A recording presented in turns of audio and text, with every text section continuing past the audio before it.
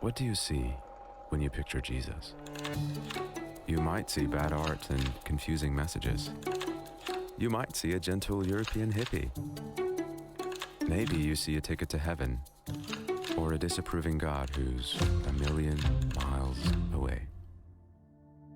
But what if there's more to Jesus than you've come to believe or not believe? What if Jesus is more powerful? What if his story is more beautiful? What if your life is more meaningful than you ever thought possible? Are you willing to discover or rediscover the true and unexpected Jesus? Good morning, everybody.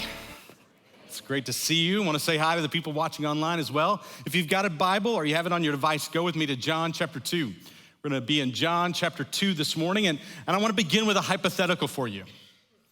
And I just want to warn you, it's a ridiculous hypothetical, but here it is. If you were God in the flesh, I told you ridiculous, right? If you were God in the flesh, if you were God in the flesh, come to save the world, where would you inaugurate your ministry?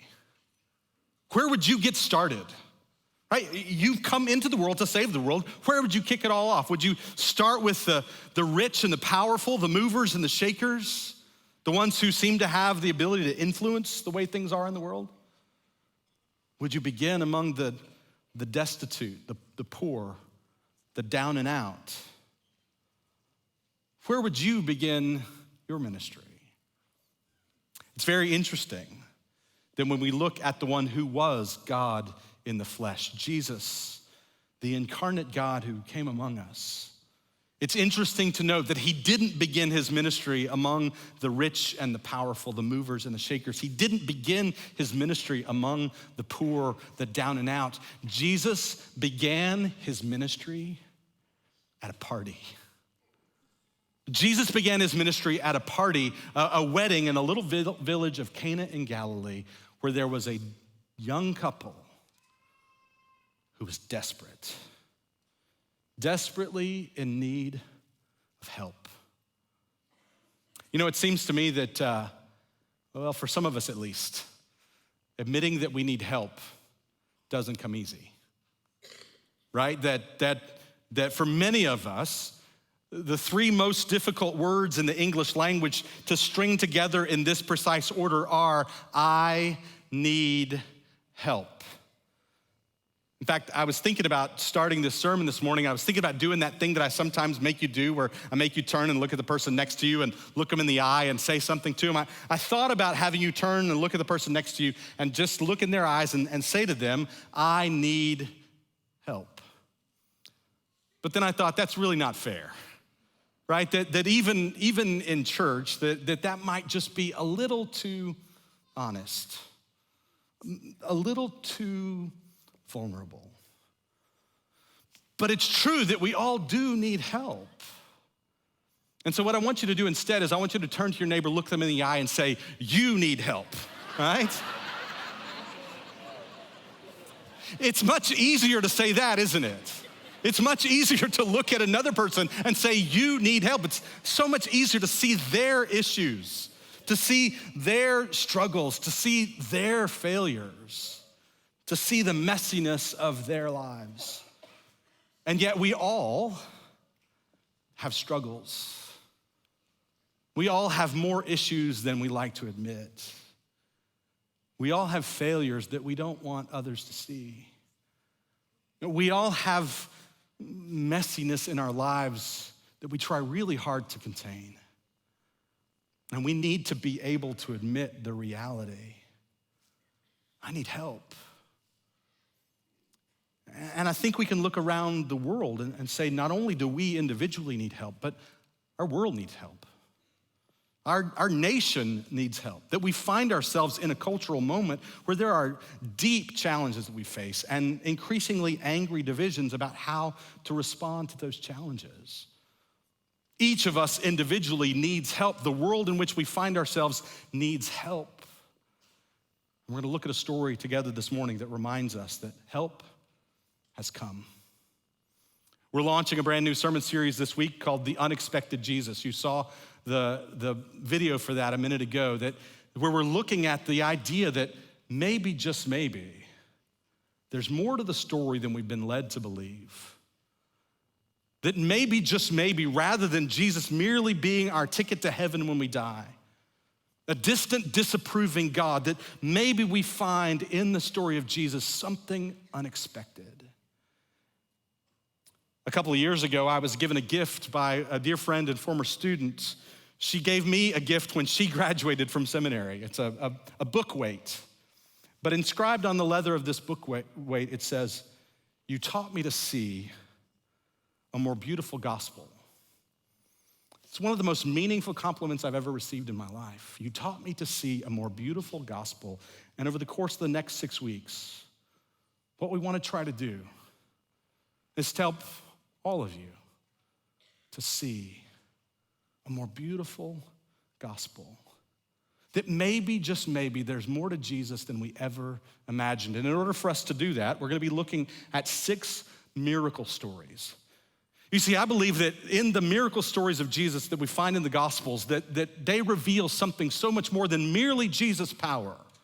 That sometimes we think that the miracles were just about Jesus putting his power on display, showing the world that he's God, that he has the ability to heal or to turn one substance into another or to calm a storm. And yet, what we find in the meaning underneath the miracles is that they reveal to us the way that Jesus sees the world, the way that Jesus wants the world to be, and the way that Jesus will one day make the world.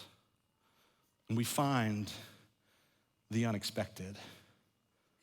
And I just want to say to those of you who might be here this morning that would be really honest just to say that you're a skeptic, that you're here, and maybe you would say that you believe that Jesus was a good teacher, that maybe there are even things about his teaching that are still relevant to our lives today, but you would say, in all honesty, I have a hard time with miracles. Right? I have a hard time believing the stories that are told. Can I just invite you to be here for the next 6 weeks, to go on this journey with us? And for the course of this journey, just to set aside for the time being the question of the truthfulness of these miracles and explore with us the meaning underneath them. And hear me, I believe that every one of these stories actually happened. I believe in the truthfulness, the historicity of these miracle accounts. But there's so much more to the story than just the fact that they happened. And I think that if you will explore with us why these miracles happened, you might actually find yourself more capable of believing that they happened. And so this morning, we're going to begin with a very familiar story, the story of Jesus at the wedding in Cana. Some of you may already be thinking, what's so unexpected about such a familiar story? Well, I hope by the end of this, you'll see. Let's look together. John chapter 2, beginning in verse 1. John chapter 2, verse 1. John says, on the third day, a wedding took place in Cana in Galilee. Jesus' mother was there, and Jesus and his disciples had also been invited to the wedding.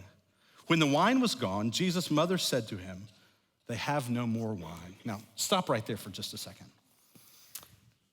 This is a wedding disaster. And wedding disasters, let's be honest, wedding disasters can kind of be funny unless it's your wedding, right? So when Kim and I got married 23 years ago, my father-in-law, Floyd, did part of the ceremony. What could go wrong? He hadn't fully anticipated just how emotional he was gonna be marrying off his little girl. And so we got into the ceremony, into the service, and this big sort of kind of crescendo emotional moment in the service was when one of our friends sang a song. And she's got this incredible voice, and it was a beautiful song. And she had the accompaniment track, typical 90s, right? Accompaniment track playing in the background. And as she came to the end of the song, and as the strings were fading out on the accompaniment track, my father-in-law was just overcome with emotion. And I guess that he assumed that somebody had turned off his lapel microphone because he took out his handkerchief, put it over his nose, and just blew I'm talking as the strings are fading out, we just get this big, loud, jarring noise straight into the microphone. Here's this couple in a desperate situation, and this isn't funny for them at all. What was supposed to be the most joyous moment of their life has turned in for them in this cultural setting into the worst moment of their lives. To understand why that's true, you actually have to understand the significance, culturally speaking, first of weddings. Weddings in this culture were a really big deal. That while they lived in the Mediterranean part of the world, that these people eked out a living by the sweat of their brow. They weren't taking trips to the coast to put their feet up and drink little drinks with umbrellas floating in them, right? These were people who worked hard and barely got by. And the only time for them to sort of unwind, to let their hair down, to really celebrate and throw a party was at weddings. Weddings were a really, really big deal.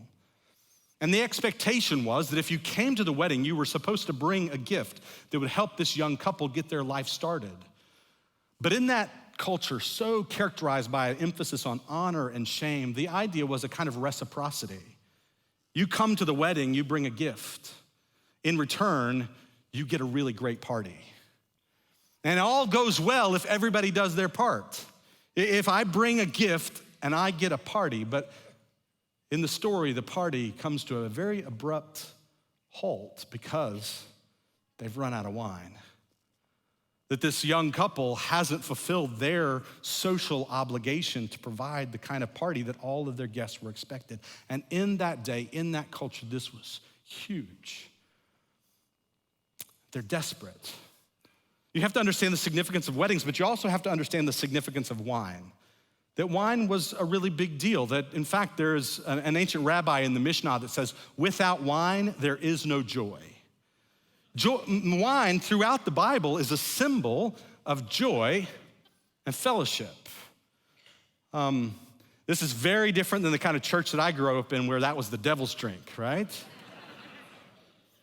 And honestly, I don't know how we got there from reading the same Bible. Now, don't get me wrong. There are all kinds of very legitimate reasons why people would choose never to touch alcohol. And people who make that choice avoid all that can come with it, all the devastating consequences that come with addiction to alcohol. So there's wisdom in making that decision, and yet what we find is that wine is all over the place in the Bible, and it's always a symbol of joy and fellowship. The psalmist in Psalm 104, a passage that I've referred to a couple of times before. Psalm 104, the psalmist is praising God with his litany of these great parts, these things that are the good parts of God's creation. And Psalm 104:14 says, he, that is God, makes grass grow for the cattle and plants for people to cultivate, bringing forth food from the earth, wine that gladdens human hearts, oil to make their faces shine, and bread that sustains their hearts. If you've heard me talk about that passage before, you've heard me say this can't be grape juice, right? Because the only one whose heart is gladdened by grape juice is a toddler. Throughout the Bible, wine is a symbol of joy and fellowship. And it's a big deal at this wedding that the wine has run out. So Mary comes to Jesus and says to him, they've run out of wine. There is a sort of request underneath that statement, right? Some of you know that my mother lives with us, probably better to say we live with her. And frequently it happens on Thursday evenings that she'll make a statement to me. It's garbage day tomorrow. The statement comes with a request underneath it, right? An unvoiced request. So get the garbage and take it out to the street. I think that's what's going on with Jesus and his mother. She says they've run out of wine, which is her way of saying, Jesus, help. Do something. Now, I don't know if she expects a miracle here. It seems the way John is telling the story that this is the first miracle that Jesus performed. So it's not like she's seen miracle after miracle and so she's asking for that, but she's come to know Jesus. She's come to know that if anything can be done, Jesus can do it. She comes to realize that if that if anyone can save this poor couple from their shame and disgrace, Jesus is the one who can save them. So she says, they've run out of wine. Now look at Jesus' response. Verse 4. Woman, why do you involve me? Jesus replied, my hour has not yet come. Some of you are chuckling because you're imagining me saying that to my mom when she tells me about garbage day, right? Woman, why do you involve me? His mother said to the servants, do whatever he tells you. So this reply from Jesus strikes us as kind of terse, right? In fact, the idea that he replies to his mother, woman. Now, before we get too concerned about that, you should note that there are multiple places actually where this is the way Jesus talks to his mom. And in that cultural setting, it wouldn't have come across quite the same way that it does for us. In John chapter 19, when Jesus is on the cross and he addresses Mary and he tells her that she'll spend the rest of her life being cared for by John, his disciple, he says to her, woman, behold your son. So it's not quite as abrasive as it may strike us, and yet there is something pointed about Jesus' response. What does this have to do with me? And then he says, my hour has not yet come. That's a rather strange way to respond to this. If you carefully read John's gospel, what you'll note is this little word hour shows up multiple places throughout the remainder of the story. And every time it shows up through the rest of the story, it shows up with reference specifically to the hour of Jesus' glorification. That is his death on the cross and his subsequent resurrection from the dead. And if all the rest of the occurrences of this little word point to that moment, we have to assume that somehow Jesus is pointing to that moment even here. My hour has not yet come. But this seems a bit of a non sequitur, doesn't it? Why would Jesus reply, my hour has not yet come? Well, this is speculation on my part, but I can't help but wonder if maybe Jesus isn't doing what a lot of us at his stage of life might have done. I think a lot of times when young people of marriageable age find themselves attending a wedding, they might find themselves sort of mentally drifting to what theirs might be like one day. I know that was true for me when Kim and I were first dating about a year before we got married. One of our earliest dates was to a wedding of some mutual friends. It was the singingest wedding I've ever been to in my life. There was a point where the bride sang to the groom. There was a point where the groom sang to the bride. There was a point where the four attendants, the female attendants, turned and they all had microphones and they sang a quartet together. There was just a lot of singing in this wedding, but I remember sitting there next to this young woman that I was falling for and imagining what mine might be like one day. You see, the Bible talks about the idea that we, the church, are the bride of Christ. And the Bible talks about this great coming day in the future, the marriage supper of the Lamb. And I can't help but wonder if maybe, just maybe, as Jesus is there at this wedding, he's thinking about that coming future reality. But he also knows that between here and there is his hour, the hour of his crucifixion. And so he says to her, why concern me? My hour has not yet come. It's not time for my glory to be revealed. But then Mary turns to the servants and she just says to them, do whatever he tells you. That's just good life advice in general, right? When it comes to Jesus, do whatever he tells you. In fact, some of you may be thinking about starting a Bible memorization plan. Here's a good place to start, right? John 2, verse 5, do whatever he tells you. But she says this to the servants because she knows, once again, if there's anything to be done, it's gonna be Jesus who does it. If there's any way in which this young couple can be saved from their disgrace and from their shame, that it's gonna be Jesus who saves them. And John continues the story. Look with me, verse 6. Nearby stood 6 stone water jars, the kind used by the Jews for ceremonial washing, each holding from 20 to 30 gallons. And Jesus said to the servants, fill the jars with water. So they filled them to the brim. Then he told them, now draw some out and take it to the master of the banquet. They did so, and the master of the banquet tasted the water that had been turned into wine. He did not realize where it had come from, though the servants who had drawn the water knew. And then he called the bridegroom aside and says, everyone brings out the choice wine first and then the cheaper wine after the guests have had too much to drink. But you have saved the best until now. Here's a principle worth writing down. If you want to be like Jesus, bring the best wine to the party. And I'm only partway kidding. Right? Jesus brings the best wine to the party. But the thing is, it's not just the quality of the wine.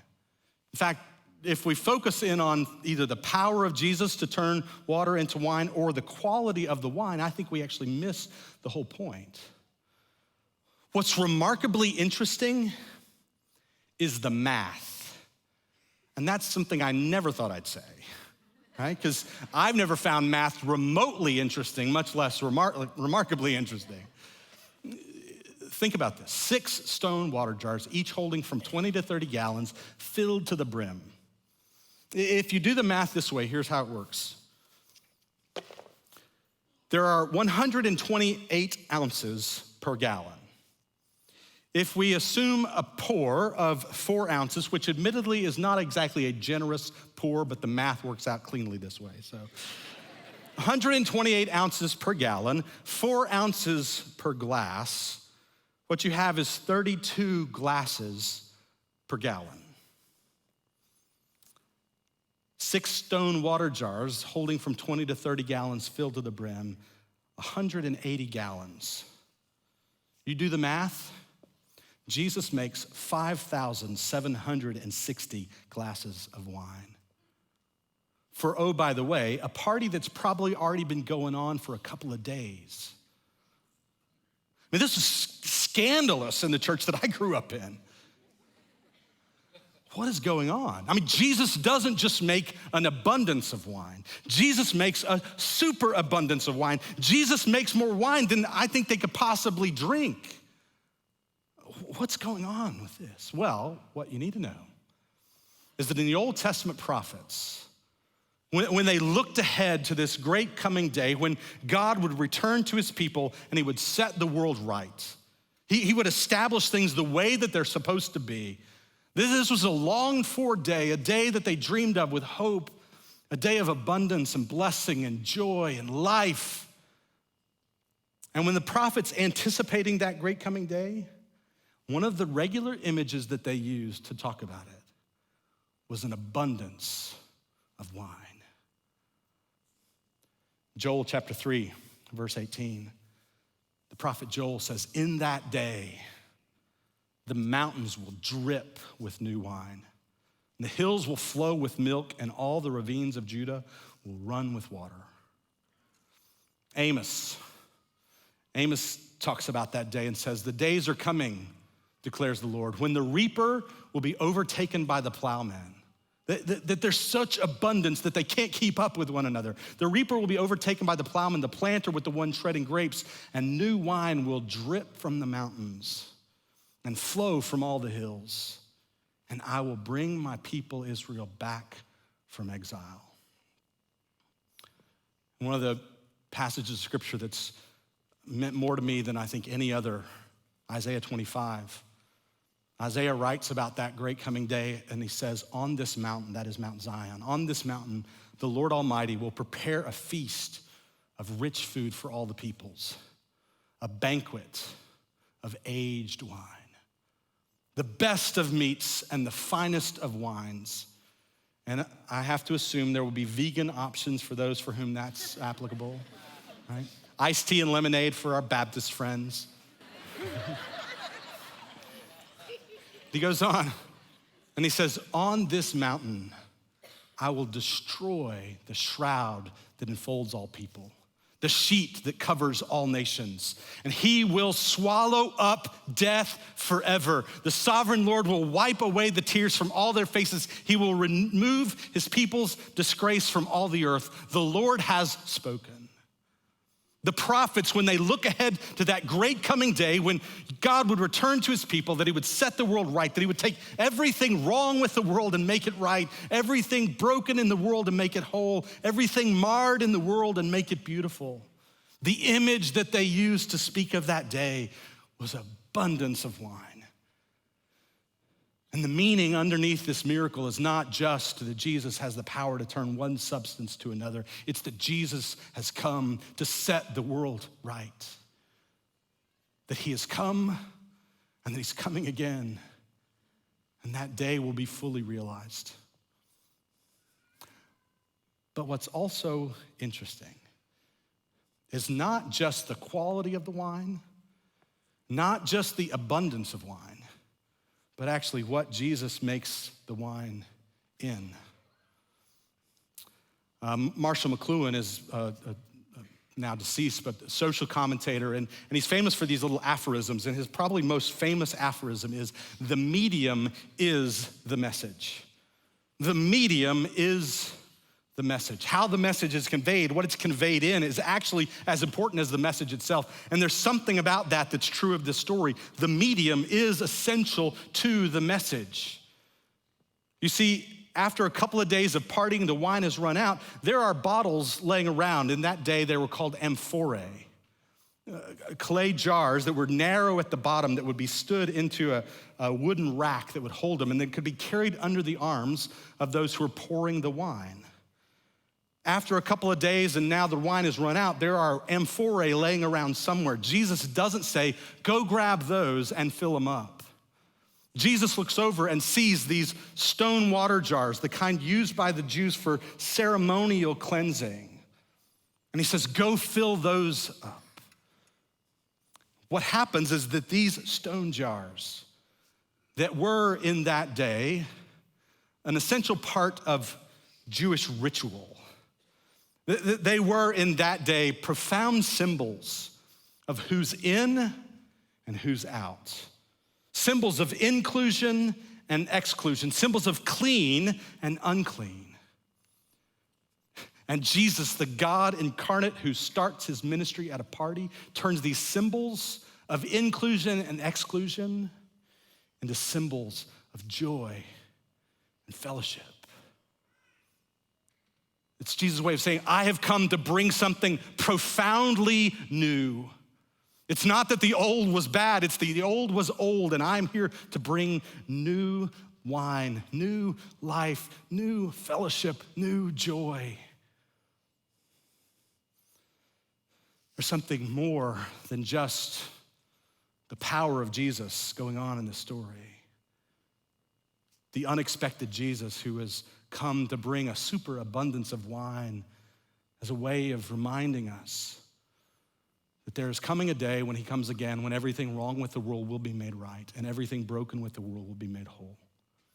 The Jesus who's come to turn the symbols of inclusion and exclusion, of clean and unclean, into symbols of joy and fellowship. And it seems to me that the way that we enter into this story, the way we embrace this story as our own, is by being willing to say, like that couple, Jesus, I need help.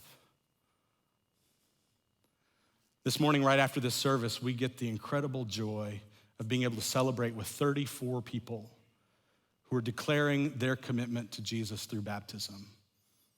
34 people who entered into relationship with God by saying a simple prayer that was something like, Jesus, I need help. I want you to hear their stories now. I was baptized as an infant, but it's a decision I never really made independently. I felt like I was trying to be a person that I knew I didn't want to be, but I felt the pressure of doing things that I didn't want to do to make people happy. My identity was through work, the things I did. My mom and dad grew up in a Catholic church, but then they got divorced, and then my father went to jail. And really that just kind of made me fall into a deep depression that made me question God. I was in VVS praying with my crew leader. I was baptized as a child, but it wasn't really a relationship. It was more like, God, can I have this? Or God, would you do this for me? And then later on I learned it was a relationship, not just a religion. Baptism is the symbolic immersion of people into water to show the burial of old sins and how you are accepting Christ into your new life. It's one of the next steps in following Jesus. That you love God and are ready to follow Him. You have fully devoted and given your life to Jesus. Where you know that Jesus died on the cross to take away your sins and that He's right there with you. Show other people around you that you trust in God. Represents like what happened to Jesus, like going down and coming back up. And when you go under the water, it's a symbol for God being dead, and when you come back up, it means He rose again. Letting people know that you are walking the path of Jesus. When you show other people you want to follow Jesus, you love God and you have Him inside your heart. It is a symbol of washing away our sins. A way of celebrating how you have trusted in God and followed Him more. To follow the Lord's example and to show everyone that Jesus is my Lord and Savior. I want to get baptized since I love Jesus, and I want to show the world that I love Jesus. I want to get baptized because I want Jesus to be inside my heart and I want Him to lead me through the rest of my life. I want the whole world to see that I accept Him in my life. I am a follower of Jesus and God. I want to show the world that I believe in Jesus. Show people that I do believe in Jesus because I made that decision. That I accepted Jesus in my heart and I want to follow Him. I want to show everyone I believe in Jesus. That I have let Jesus into my heart and that He is with me all of the time. Because I wanted to show my love and obedience toward Jesus Christ. Right now I am the closest to God I've ever been, and I just want to show that to other people. I was embarrassed of my being a Christian, but now I'm not, and I want everyone to see it. The Lord Jesus Christ has saved me, and the enemy no longer has a hold on me. Jesus Christ is, the love of my life, and I feel like baptism is a declaration of that. Whenever I made the sacrifice to say, God, I am following you, it's just like a breath of fresh air. I'm not the main character, God is, and baptism is a part of telling the world that. I'm the one who walked astray and went back like the prodigal son, and He accepted me wholeheartedly.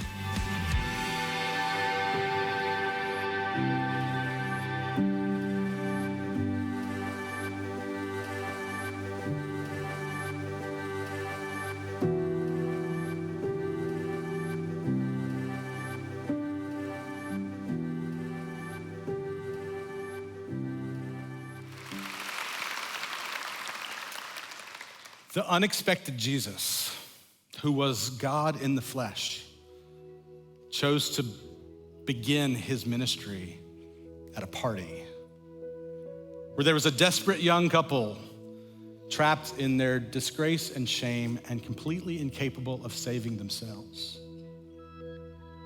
And Jesus, showing that He was the one who has come to set the world right, Jesus transforms these images of inclusion and exclusion into images of joy and fellowship. Jesus has come to be their help. He's come to be your help. In the story, the couple runs out of wine. My question for you is, what have you run out of today? You run out of hope? You run out of endurance? You run out of willpower? Have you run out of self-sufficiency? Are you willing to say today, I have issues, I have struggles, I have messy lives, that I can't any longer control my addiction, that I can't deal with my anger problem in my own strength, that I can't fix my relationships, that I can't control my lust. Today, you simply need to say, Jesus, I need help. And you'll find that help has come. This morning, we're gonna come to the table to be reminded of the way in which Jesus laid down his life to rescue us from our shame and disgrace. I wanna just invite you to consider as you come and you take the element, as you take the wafer and dip it in the cup, as you partake, just to say in your heart, Jesus, I need help. Thank you that you came to help me. And maybe you need to come and spend a little time here at the front and just name with him some of the things you need his help on in your life right now. Maybe today for you, you need to invite somebody else into that with you and Jesus. You need to share your burden, share your struggle, share what it is that you need help about with one of our people here that have blue candles. They're here for you to come and share your burden, to share that struggle, to say, I need help, and to have them pray for you and have them point you in directions in which we as a church can come alongside you and help you find the help that you need through Jesus. The ushers are gonna release you a row at a time to take the wafer and dip it in the cup. If you can't navigate the steps, just slip up your hand and the ushers will be watching for you. They'll bring the elements right there where you're seated. On the night in which Jesus was betrayed, Paul says that he took bread and when he had given thanks, he broke it. He said, this is my body. It's for you. Do this in remembrance of me. In the same way, after supper, he took the cup and said, this cup is the new covenant in my blood. Drink it in memory of me.